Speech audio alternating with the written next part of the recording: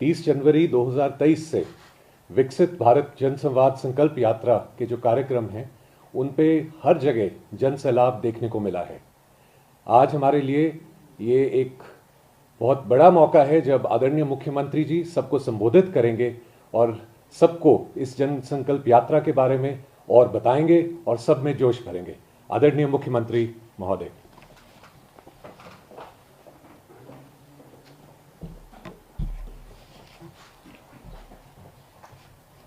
हरियाणा भर से जुड़े हुए मेरे साथियों, हरियाणा वासियों, भाइयों बहनों, जैसा हम जानते हैं कि हमारी विकसित भारत संकल्प यात्रा, इसके कार्यक्रम चल रहे हैं। बंधुओं, इसके पीछे की भूमिका, जैसा हम जानते हैं कि लोकतंत्र में सरकार के काम होते हैं जन कल्याण, और जन कल्याण के कई रूप हैं, कई उसके पहलू हैं। जैसे विकास के काम ये जन सुविधाओं के लिए किए जाते हैं। लोगों को बहुत सी सेवाएं लेने की कठिनाई आती है तो उसमें बहुत सी शिकायतें ये भी प्राप्त होती हैं। तो उन शिकायतों को किस प्रकार से सरल ढंग से दूर किया जाए और सामाजिक तौर पर चाहे काम हो अथवा व्यक्तिगत तौर पर काम हो, लोगों को सरलता से ये सब काम पूरे हो सकें, ऐसा सरकार का एक दायित्व होता है। पूर्व की सरकारों के समय हम देखते हैं कि ये सुविधाएं प्राप्त करने में बहुत सी उलझनें ये होती थी। काम भले ही कुछ न कुछ सरकारें करते ही रहती हैं, लेकिन उन कामों को विघ्न बाधा रहित से वो काम सब हों, ये सरकारों का काम होता है। और ये जो चक्कर काट काट करके लोग थक जाते थे, उनको दफ्तरों में बाबू सीधा रास्ता नहीं देते थे, ये बहुत बड़ी परेशानी का एक कारण होता था। और साथ में भ्रष्टाचार के दंश से जैसे हमको गुजरना पड़ता था, बहुत ही तकलीफ दे ये विषय सामान्य जन के लिए होता है। हमने जब से भी सत्ता संभाली है, और विशेष तौर पर मैं उल्लेख करना चाहूँगा, मोदी जी की सरकार केंद्र में 2014 में आई और हमने भी हरियाणा में सत्ता 2014 में संभाली थी। मोदी जी को, क्योंकि ज़मीन से जुड़े हुए नेताओं को सबको बहुत ही इस प्रकार का पीड़ाओं का एक अनुभव होता है। उन्होंने गुजरात में भी लगातार 13-14 वर्ष जो अपना शासन किया, उन 14 वर्षों में जनता की तकलीफ़ों को उन्होंने देखा। और केंद्र सरकार में जब मोदी जी की सरकार के माध्यम से इन तकलीफ़ों को दूर करने के लिए बहुत से ऐसे बीड़े उठाए और उसमें सुविधाएं उपलब्ध कराने की और जो है मुहिम चलाई। उस मुहिम में अंतिम व्यक्ति को किस चीज़ की आवश्यकता होती है, उसकी उन्होंने एक प्रकार से व्यवस्थाएं बनाई। हम जानते हैं कि समाज के अंदर विभिन्न प्रकार के लोग होते हैं। कुछ साधन संपन्न लोग होते हैं, मध्यम वर्गीय लोग होते हैं, कुछ गरीब लोग होते हैं, कुछ इस प्रकार के अभावग्रस्त लोग जिनको कुछ चीज़ों की आवश्यकता होती है।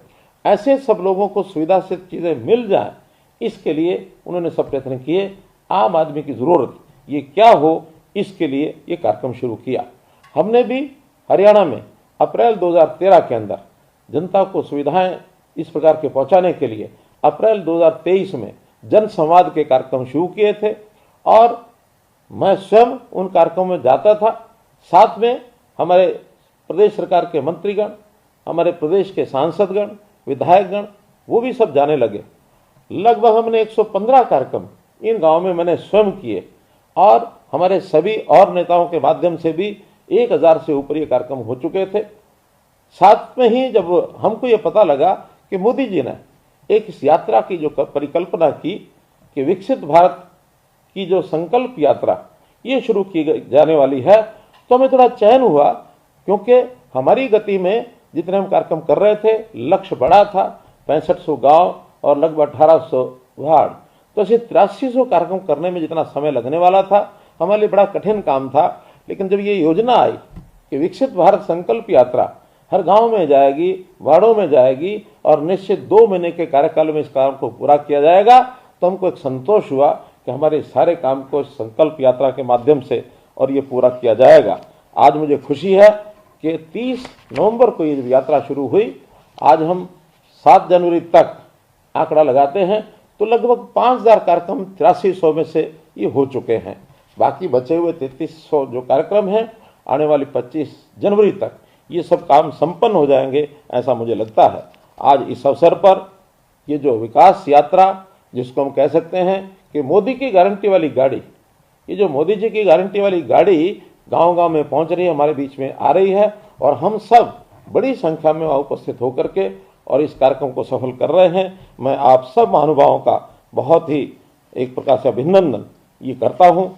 हमारे इन कार्यक्रमों में सब प्रकार के लोग आ रहे हैं, युवा भी आ रहे हैं, महिलाएं आ रही हैं, किसान आ रहे हैं, गरीब मजदूर, ये सब उसमें आते हैं और अपनी अपनी तरह की जो योजनाएं हैं उसका वो लाभ उठाते हैं।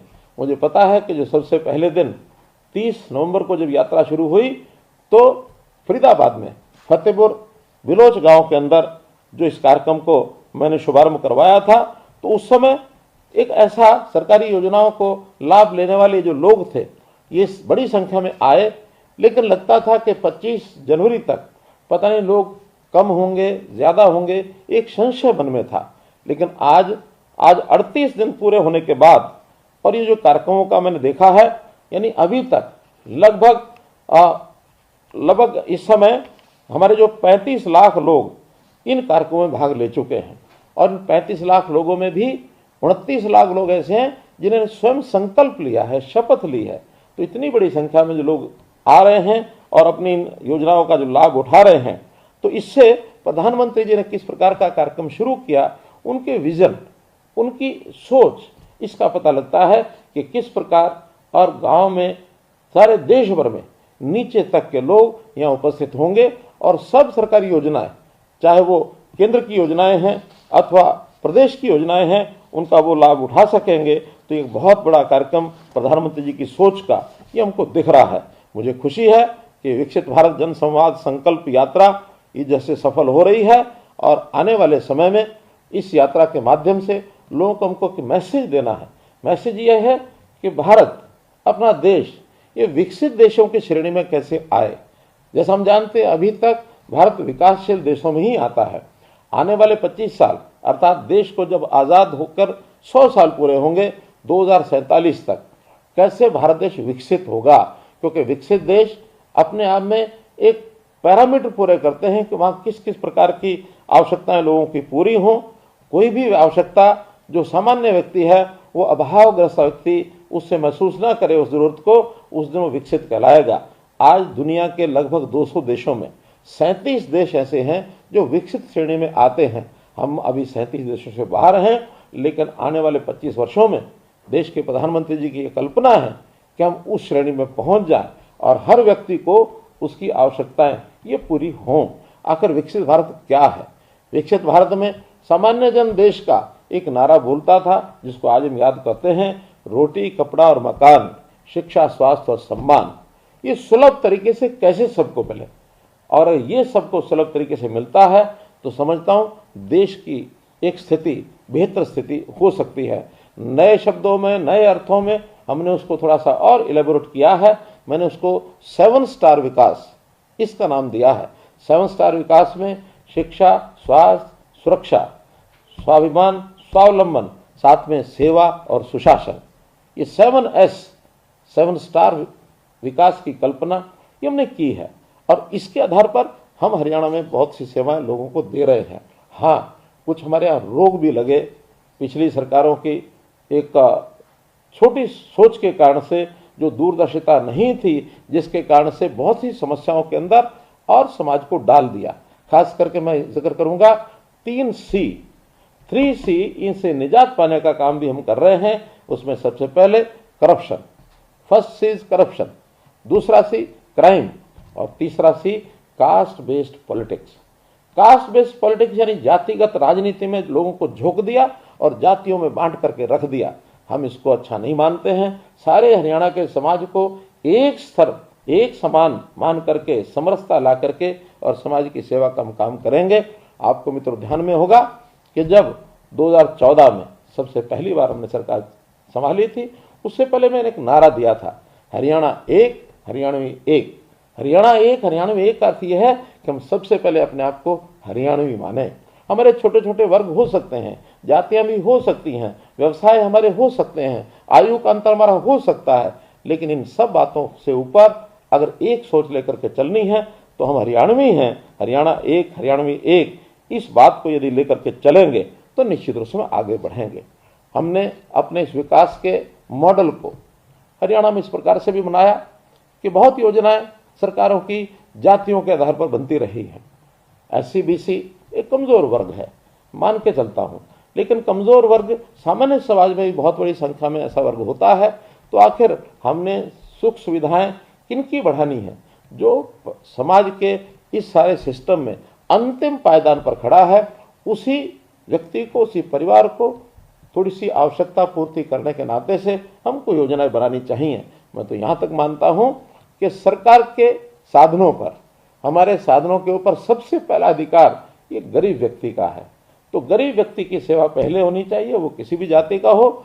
तो अंत्योदय नाम की जो सोच है, पंडित दीनदयाल जी उपाध्याय ने जो अंत्योदय नाम की सोच के साथ एक हमको एक विचार दिया, उस हिसाब से अर्थात गरीब की सेवा पहले करना, उसी नाते से प्रधानमंत्री जी ने सामान्य जन के लिए जो योजनाएं शुरू की, बहुत सी योजनाएं जिसका लगातार लाभ तो मिल ही रहा है, लेकिन इन कार्यक्रमों के माध्यम से अर्थात जो हमारी विकसित भारत संकल्प यात्रा, जनसंवाद यात्रा, इसके माध्यम से गांव-गांव में जाकर व्यक्ति सरकारी दफ्तरों में आए, इसकी बजाय हमारा सिस्टम ऐसा हो कि हम उसके गांव में जाएं, पूरी सरकार उसकी गांव में जाए और उन सब योजनाओं का लाभ मिले। केंद्र सरकार की योजनाएं बहुत से हमको मालूम है, जैसे प्रधानमंत्री उज्ज्वला योजना, प्रधानमंत्री आवास योजना, प्रधानमंत्री जीवन ज्योति योजना, प्रधानमंत्री सड़क सुरक्षा योजना, मुद्रा योजना, स्वामित्व योजना, स्वनिधि योजना, विश्वकर्मा योजना, फसल बीमा योजना, नमो ड्रोन दीदी, ये योजना, तो ऐसी कितनी ही योजनाएं गिनाई जा सकती हैं। इन सब योजनाओं का लाभ आखिर जिस व्यक्ति की जरूरत है उसको मिल रहा है कि नहीं मिल रहा है, इसकी जानकारी तब मिली जाकर के बहुत से लोग अभी भी वंचित थे, जो आज आकर के लगातार इन योजनाओं का लाभ ले रहे हैं। जो लाखों की संख्या में सब लोग उमड़े हैं, उसके अंदर बहुत बड़ी बड़ी संख्या में उन लोगों ने जो योजनाओं का लाभ उठाया है, और उसके अंदर जैसा मैंने बताया कि स्वास्थ्य शिविरों के अंदर स्वास्थ्य की जांच कराने वाले लोग 6,42,000 लोगों ने अपने स्वास्थ्य शिविरों के अंदर जांच कराई है। टीबी से संबंधित जांच ये भी लगभग 4,39,000 लोगों की ये हुई है। पीएम उज्ज्वला योजना जिसका मैंने जिक्र किया, उसके अंदर भी नए 29,000 लोगों ने रजिस्ट्रेशन अपना कराया है। आयुष्मान के कार्ड 7,35,000 नए आयुष्मान के कार्ड इन 38 दिनों में ये जारी किए गए हैं। इसी प्रकार सुरक्षा बीमा योजना में भी 52,000 लोगों का पंजीकरण हुआ है। चिरायु योजना में 1,10,000 लोग नए ये जोड़े गए हैं। पीएम स्वनिधि शिविरों में भी लगभग 10,000 लोगों को और उनका पंजीकरण किया गया है। ऐसे ही आधार कार्ड शिविर, इसमें भी 9,400 लोग ये नए ऐसे मिले जिनके आधार नहीं बने हुए थे, उनके आधार भी बनाए गए हैं। और ऐसे ही सेवा शिविरों में जो परामर्श प्राप्त किया लोगों ने, क्योंकि बहुत सी ऐसी लोगों की समस्याएं भी होती हैं, उनको अपने नए काम भी करने होते हैं, उनको उनकी काउंसलिंग की जाती है। तो ऐसे परामर्श जिन्होंने आकर के लिया है, 1,17,000 लोगों ने ये परामर्श आकर के लिया है। हमने हरियाणा में भी बहुत सी ऐसी नई योजनाएं चालू की हैं, जिनको साथ ही साथ उनका भी लाभ इन यात्रा के कार्यक्रमों में हो रहा है। जैसे परिवार पहचान पत्र, इसमें आने वाली कठिनाई इसको भी दूर किया जाता है। लगभग 1,48,000 लोग ऐसे हैं जिन्होंने अपने परिवार पहचान पत्र की कठिनाई के कारण से अपना आवेदन ये दर्ज कराया है। मेरी फसल मेरा ब्यौरा, इसके तहत भी 43,000 किसानों ने आकर के और अपनी जानकारियां उसके अंदर भरी हैं। स्वामित्व के कार्ड 30,322 कार्ड ये भी बांटे गए हैं। हमने इसी प्रकार से मुख्यमंत्री अंत्योदय परिवार उत्थान योजना ये भी चालू की है, जिसके अंदर बैंकों को कहा गया है कि वो ऋण जो है उसका वितरण करें। 13,552 लोगों ने इसका ऋण का भी बांटने का काम किया है। ऐसे ही सैनिक और अर्धसैनिक कल्याण निगम कल्याण विभाग के जो कैंप हैं, इसमें भी लोगों ने अपनी आकर के शिकायतें दर्ज कराई हैं। 8,059 लोग ऐसे हैं जिन्होंने इसका भी लाभ उठाया है। मित्रों, इन सब योजनाओं का लगातार जो लाभ उठा रहे हैं, इनको इन शिविरों के अभाव के कारण से था यात्रा के जो कार्यक्रम है ये अगर न होते तो हो सकता है शायद इसमें से कुछ लोग वंचित रह जाते। लेकिन जब सरकार घर घर गई है, हमारी वैन वहाँ जाती है, वहाँ स्टॉल लगाए जाते हैं, वहाँ कंप्यूटर की टीम हमारी बैठी है, क्रीड़ा विभाग के लोग वहाँ बैठे हैं, ऐसे, और वहाँ हमारे नेता भी सब जगह पहुँच रहे हैं।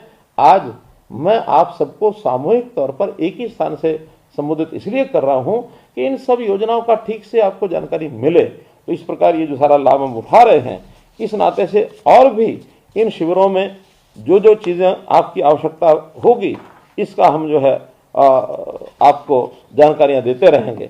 वहाँ पर जो लोग हाथों हाथ योजना का लाभ नहीं उठा पाते हैं, वो अपना आवेदन, अपनी एप्लीकेशन वहाँ दे करके जाते हैं, वो हमारे पास यहाँ पहुँचती है। इनको हम अपने जन संवाद पोर्टल में दर्ज करते हैं और जन संवाद पोर्टल के अंदर जितने विभाग हैं सबको ऑनलाइन वो शिकायतें, वो आवेदन, वो मांग पत्र भेज दिए जाते हैं। और भेजने के बाद लगातार उनसे हम संपर्क बनाए रहते हैं कि कितने कितने काम उनके पूरे हुए हैं। आज तिथि तक 59,000 आवेदन ऐसे हमारे जन संवाद पोर्टल के ऊपर रजिस्टर हुए हैं, जिसके अंदर लगभग 12,000 ऐसे हैं जिनके काम या तो पूरे हो गए हैं या जो उनको जानकारी दे दी गई है कि ये अभी संभव नहीं है। बहुत काम ऐसे भी होते हैं जिसमें कुछ विवादों के कारण से लगातार कहीं पुलिस की इन्वेस्टिगेशन है, कहीं कोर्ट के अंदर कोई केस है, कहीं जमीनों के झगड़े हैं, या जो मांग है वो किसी जमीन के अभाव के कारण से पूरी नहीं हो सकती है। तो इस प्रकार का उनका निपटारा भी सब हम करते हैं। लेकिन एक एक बात की जानकारी आवेदनकर्ता को हम पहुंचाते हैं, उसको SMS जाता है, उनको टेलीफोन जाता है। लोगों को ये संतोष होना चाहिए कि मेरी एप्लीकेशन के ऊपर काम हुआ है, और यदि हम काम पूरा करते हैं और उनको एक जानकारी हो जाती है तो निश्चित रूप से उसका एक सबको संतोष होता है। तो ऐसे सब चीज़ें हमने जो की हैं, इसका आमजन को बहुत लाभ हो रहा है, चाहे वो केंद्र की योजनाएं हैं, चाहे वो हरियाणा की योजनाएं हैं, और उसमें नई योजनाएं भी क्या क्या हो सकती हैं, खास करके रोजगार के नाते जो नई योजनाएं और लागू हो सकती हैं, उसके बारे में भी हम सबको जानकारी देते हैं। प्रधानमंत्री जी ने एक लक्ष्य रखा है कि 2 लाख से अधिक सूक्ष्म उद्योग इनको स्थापित किया जाए और एक लोगों को नए रोजगार के अवसर दिलाया जाए। तो हमने हरियाणा में भी इस प्रकार हर ब्लॉक के अंदर एक क्लस्टर ऑफ इंडस्ट्रीज, छोटे उद्योग, MSME का उद्योग ये वहाँ बने, तो उसकी योजना भी हमने बनाई है। और हमारी जो बहनें हैं, विशेष तौर पर सेल्फ हेल्प ग्रुप, स्वयं सहायता समूह, इनके माध्यम से उनको रोजगार मिले। देश भर में 2 करोड़ बहनों को कैसे लखपति बनाया जाए, ये प्रधानमंत्री जी का टारगेट है। हमारे यहाँ हरियाणा में भी आज लगभग 65 लाख बहनें ये इन स्वयं सहायता समूह के साथ जुड़ी हुई हैं। इनके साथ, इनके माध्यम से उनको बहुत बड़ा आय का एक स्रोत बना है। अपने छोटे छोटे उत्पाद बनाते हैं, उनको मेलों में, बाजार में, या जहां आवश्यकता होती है वो लोग अपने स्टॉल भी लगा करके बेचते हैं। इन सबको व्यवस्थित तौर पर इनका सामान सेल्फ हेल्प ग्रुप के माध्यम से जो बनाती हैं बहनें, सामान की बिक्री हो। शहरों के अंदर में योजना बनाई है कि साझा बाजार ये बनाया जाए, और साझा बाजार में हर शहर के अंदर कुछ दुकानें ऐसे सुनिश्चित करेंगे कि जो आवश्यकता पड़ने पर किसी भी सेल्फ हेल्प ग्रुप को अपनी बुकिंग करके वो महीने में 1 दिन के लिए, 2 दिन के लिए, 3 दिन के लिए, क्योंकि उनको मैं मानता हूं कि इतना सामान नहीं होता कि पूरा महीने का महीना उनको खोल के रखना है। अगर कुछ दिन भी महीने में अपना जा करके सामान बिक्री का वो सिस्टम बनाते हैं तो अपने आप में बहुत बड़ा काम उनका हो जाता है। हमने भी फूड प्रोसेसिंग यूनिट्स हरियाणा प्रदेश में, यानी छोटे छोटे जो खाने पीने की चीज़ें जिसके कारण से हमारा जो किसान का उत्पाद है, रॉ मटेरियल के नाते वो काम आता है, ऐसे हरियाणा में पिछले 8 वर्षों में 28,000 फूड प्रोसेसिंग के यूनिट भी लगे हैं। लाखों लोगों को इसमें रोजगार भी मिला है। और स्थानीय तौर पर ऐसी बहुत सी चीज़ें होती हैं जिसकी एक प्रकार से लोगों को उसका लाभ मिलता है खाने पीने की चीज़ें बनाने में। जैसा हम जानते हैं रोहतक की रेवड़ी मशहूर है, जैसा हम जानते हैं हांसी के पेड़े मशहूर हैं, जैसा हम जानते हैं कैथल की फिरनी मशहूर है, गोहाना की जलेबी बड़ी मशहूर है, पानीपत का अचार बड़ा मशहूर है, समालखा का घेवर बहुत मशहूर है, त्रावड़ी के बासमती चावल, ये भी छोटे छोटे पैक में हमने बेचना जो प्रारंभ किया है, इससे लोगों को लाभ मिला है। जींद की बूरा, रेवाड़ी और जगाधरी के बर्तन, तो हर स्थान की अलग अलग चीज़ें ये हरियाणा के अंदर बहुत ही मशहूर हो चुकी हैं। ये भी सेल्फ हेल्प ग्रुप के लोग पैक करके और बाजार में बेचते हैं, उसका बहुत बड़ा लाभ ये उनको मिल रहा है। तो भाइयों बहनों, ऐसा जो हम जो चीज़ें आपके लिए सब बना रहे हैं, कर रहे हैं, इन सब की योजना आपको पता लगती रहेगी। हमने पिछले दिनों के अंदर ग्रामीण क्षेत्र के अंदर जल से नल जो प्रधानमंत्री जी ने योजना चलाई थी, हर गांव के अंदर नल से जल ये पहुंचाया गया है। फिर भी बहुत परिवार ऐसे रह गए थे और इसके जो कनेक्शन का एक प्रकार से रजिस्ट्रेशन अभी जो लोगों ने कराया है उनको बहुत जल्दी उसके कनेक्शन मिल जाएंगे। बहुत लोगों के पिछले वर्षों के बिल पेंडिंग थे पानी के बिल अभी हमने कुछ दिन पहले ही योजना बना करके 1 साल का जो पिछला बिल है गरीब परिवारों का, खास करके अनुसूचित जाति के परिवारों का 240 रुपया ही केवल लगेगा, चाहे हजारों रुपया बाकी हो, सब माफ कर दिया है। ऐसे ही अदर देन शेड्यूल कास्ट अनुसूचित जाति के अतिरिक्त बाकी परिवार हैं, उनका अधिकतम 480 रुपया साल का ही देना होगा, इससे अतिरिक्त नहीं देना होगा। ऐसा हमने 372 करोड़ रुपया मूल राशि, उसका ब्याज, पेनल्टी ये सब माफ कर दिए हैं, ताकि हम बहुत कम राशि दे करके अपने बिजली के बिल को, कनेक्शन को रेगुलर करा सकें, ताकि आपको पिछला बकाया न देना पड़े। और ये राशि भी यदि तुरंत एकदम न दी जा सके तो अगले 1 साल में महीने के महीने हम बांट करके 12 किस्तों में इसको जमा करा सकते हैं। तो मैं यही कहूँगा कि आज प्रधानमंत्री जी का वो जो स्वप्न है, उस स्वप्न को पूरा करने के लिए ये जो यात्रा है जिसको हम सफल कर रहे हैं, इसका लाभ हम सबको हो। कोई भी आपकी आवश्यकता है, आप जो बचे हुए गांव हैं वहाँ इसका ध्यान करें कि सब लोग अपने अपने हिसाब से इन यात्रा के स्थानों पर पहुँचें। हर दिन एक रथ के 2 कार्यक्रम होते हैं, एक प्रातःकाल 11 बजे से लेकर के 1 बजे तक होता है, दूसरा 3 बजे से लेकर शाम 5 बजे तक होता है। तो ऐसे 2-2 कार्यक्रमों के अंदर सब गांव के लोग हमारे यहाँ पहुँचेंगे। जिन्होंने लाभ ले लिया है वो भी पहुँचे, नई जानकारियाँ मिलेंगी। जो किसी भी योजना का लाभ लेना चाहते हैं वो भी वहाँ पहुँचें, चाहे उसके अंदर स्वामित्व कार्ड हो, चाहे स्वामित्व की रजिस्ट्रियाँ हों, चाहे बैंक का ऋण हो, अथवा किसान क्रेडिट कार्ड हो। प्राकृतिक खेती करने वाले किसानों से भी वहाँ बहुत सी योजनाएं बताई जाती हैं। जन संवाद के इस कार्यक्रम के माध्यम से हम लोग जो कर रहे हैं, इसका लाभ सबको हो रहा है। आपको बहुत बहुत धन्यवाद करते हुए मैं अपनी बात समाप्त करता हूँ, शुभकामनाएं देते हुए समाप्त करता हूँ। आपको बहुत बहुत आभार, बहुत बहुत धन्यवाद।